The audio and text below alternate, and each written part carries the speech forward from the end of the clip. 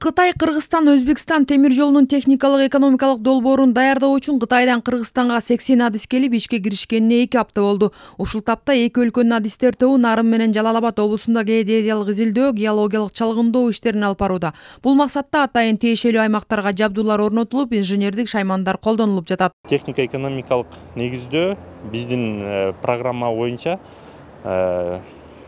талаа иштери 3 айдын ичинде бүтүш керек. Азыр уже башталды. Толук ТЭО 2023 жылдын жазга чейин даяр болуш керек.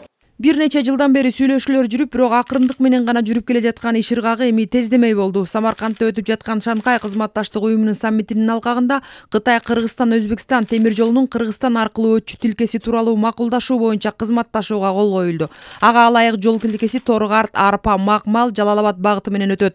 Бул аралыкка курулчу темир жолдун узундугу 280 чакырымды түзөт. Ишки долбоордун болжолдуу баасы 5 миллиард долларга барабар экени буга чейин кабарланган. Тараптан оор кышында болсо 1 метрге чейин калың кар жааган жерлерден жана ошондой эле көптөгөн дарыялардан, кички суулардан баштап кесип өтөт. Ага дейин көптөгөн көпүрөлөрдү куруш керек. Жана ошондой эле кеминде 2-3 туннелдин да курулуусу болжомдолуп жатат. Эми ошо ар бир маршруттун татаалдыгына жараша деталдуу маалымат кийинчерээк ушу изилдөөдөн кийин билинет.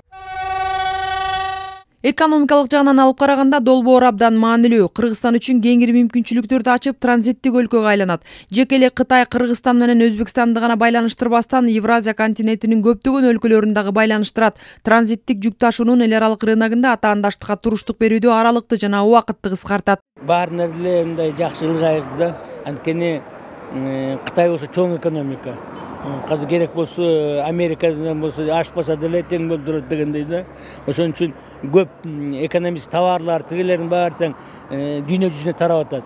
Казыр деле мынакей биз аркылуу Өзбекстан, андан ары болсо Иранга, башка Турция, башка өлкөлөргө болсо түз жол кетет да.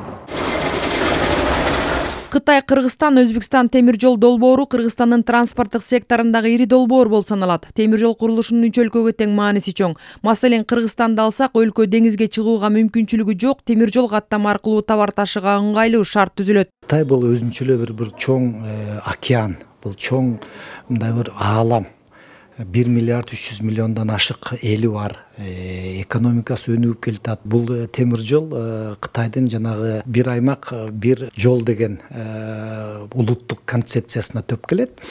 Ошон үчүн менин оюмча ушул проект ишке ашып кетсе, анда Кыргызстан үчүн дагы, Өзбекстан үчүн дагы абдан бир жакшы бир мындай бир инфраструктуралык проект болот эле.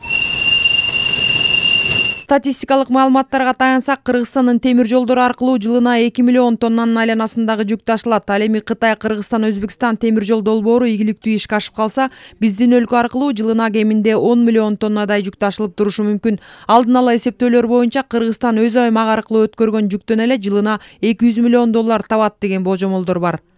Айжан Омолдошова, Умар Мамашев, Ала ТО 24.